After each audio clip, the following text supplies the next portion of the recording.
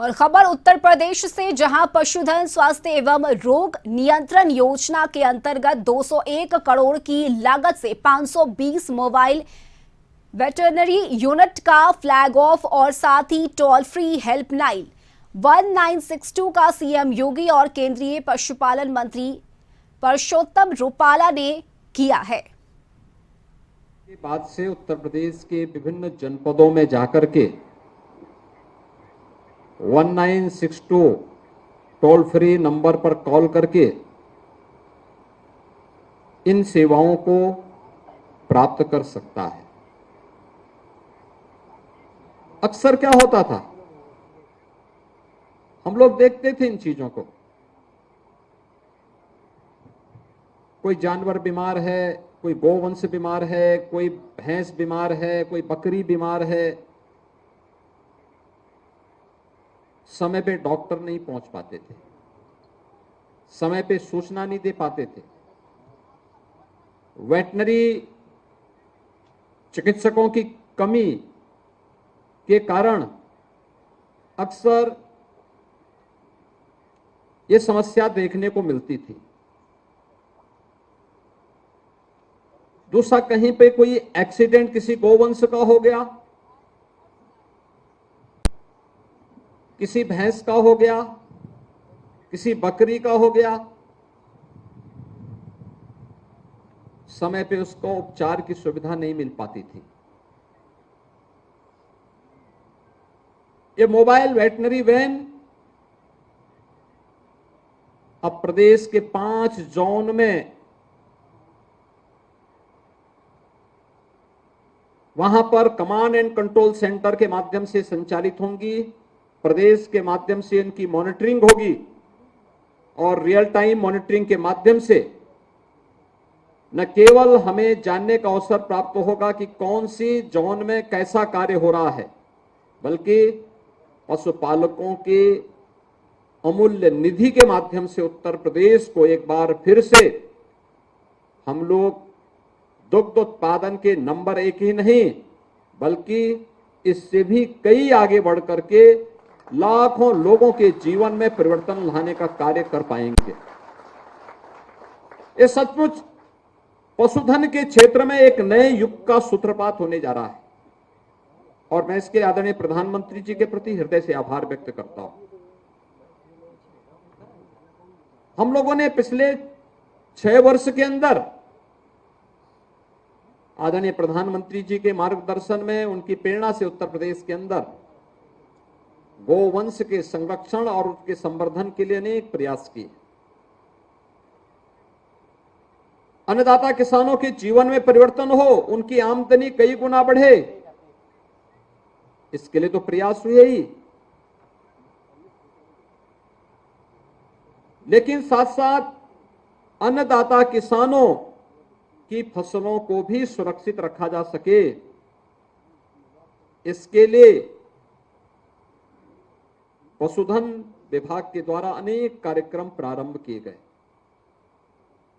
ये कार्यक्रमों की अपनी एक लंबी श्रृंखला है। आज भारत सरकार के साथ मिलकर के हम लोग नस्ल सुधार की दिशा में भी एक बड़े अभियान को आगे बढ़ा रहे हैं। निराश्रित गोवंश के संरक्षण के लिए 6600 से अधिक निराश्रित गौ आश्रय स्थल स्थापित किए गए हैं और मुझे बताते हुए प्रसन्नता है कि प्रदेश के अंदर कुल 12 लाख निराश्रित गोवंश हैं और उनमें से 11 लाख के संरक्षण की जिम्मेदारी अकेले प्रदेश सरकार उठा रही है, जिसमें प्रति गोवंश 900 रुपये महीने देने का कार्य हम लोग करते हैं। 3 प्रकार की योजनाएं उसमें हमारी चल रही है। पहली योजना जो सरकार के द्वारा संचालित निराश्रित गो आश्रय स्थलों में, जहां पर लगभग 10 लाख के आसपास गोवंश को रख करके उनकी सेवा, उनकी सुरक्षा, उनके संरक्षण और उनके संवर्धन के लिए सरकार कार्य कर रही है।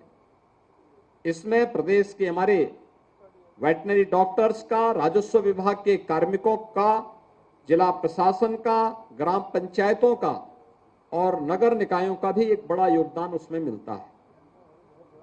दूसरा कार्यक्रम है जो मुख्यमंत्री सहभागिता योजना, कोई भी किसान अपने घर में 4 गोवंश रख सकता है। निराश्रित गौ आश्रय स्थल से लेगा तो हम उसे 900 रुपए प्रति गोवंश प्रति माह उपलब्ध करवाएंगे। हर महीने उनका भौतिक सत्यापन होगा और भौतिक सत्यापन के बाद धनराशि डीबीटी के माध्यम से किसान के खाते में जाएगा। तीसरी योजना जो इसमें हम लोगों ने संचालित की है वह है कुपोषित परिवारों के लिए ब्याई हुई गाय उपलब्ध करवाना। निराश्रित गौ आश्रय स्थल से बड़े पैमाने पर कुपोषित बच्चे या माताएं जिन परिवारों में हैं उन्हें भी ये उपलब्ध करवाने का कार्य हुआ। कुल 11 लाख निराश्रित गोवंश को इस प्रकार से संरक्षण करने का कार्य राज्य सरकार के द्वारा चलाया गया। आदरणीय प्रधानमंत्री जी ने उत्तर प्रदेश के अंदर गोवर्धन योजना की शुरुआत भी करवाई। अब उसके माध्यम से उत्तर प्रदेश के अंदर गोवंश के द्वारा यानी जो गाय का गोबर है यह अतिरिक्त आमदनी का स्रोत किसानों के लिए बनेगा। बायोफ्यूल की यूनिट लग रही है यूपी के अंदर, वह अतिरिक्त आमदनी का स्रोत भी बनेगा और ये कार्यक्रम युद्ध स्तर पर चल रहे हैं। गाय के गोबर से आज उत्तर प्रदेश में कुछ जनपदों ने पेंट बनाने का काम भी किया है और हमारा प्रयास होना चाहिए कि इस पेंट को ब्रांडिंग करते हुए इसे हम सब्सिडी दें और इसको खूब हाईलाइट करें और प्रयास करें कि हर देव स्थलों पर अपने घरों की लिपाई पुताई पर इस पेंट का इस्तेमाल करें। राज्य सरकार इसको लेकर के एक नए कार्यक्रम को लेकर के आगे बढ़ेगी। और तीसरा जो कार्यक्रम हम लोग चल रहे हैं कि गंगा जी के तटवर्ती सभी जनपदों में लगभग हमारे 27 जनपद गंगा के तटवर्ती जनपद हैं। इन जनपदों में प्राकृतिक खेती को बढ़ावा देने के लिए अब तक हम लोग प्राकृतिक खेती के लिए और साथ साथ यहां पर प्रदेश के अंदर हम लोगों ने इस प्रक्रिया को आगे बढ़ाने की दिशा में जो कदम बढ़ाए हैं, इसमें जैविक और प्राकृतिक खेती में अब तक हमारी लगभग 1.25 लाख हेक्टेयर भूमि में वर्तमान में यह कार्रवाई हमारी प्रारंभ हो चुकी है और हमारा प्रयास है कि इसमें बढ़ोतरी हो। इसमें बुंदेलखंड के 7 जनपदों को भी हम लोगों ने लिया है। एक देसी नस्ल की गाय, हमारा यह मानना है कि वह एक वर्ष में 30 एकड़ खेती के लिए पूरी तरह यानी उस खेती को विषमुक्त बनाने के लिए फर्टिलाइजर, केमिकल और पेस्टिसाइड स्वयं गाय का गोबर और गाय के मूत्र से ही उपलब्ध हो सकता है और यह कार्यक्रम भी युद्ध स्तर पर प्रदेश के अंदर प्रारंभ हुआ है। भाइयों बहनों, आज का यह कार्यक्रम बहुत महत्वपूर्ण कार्यक्रम है।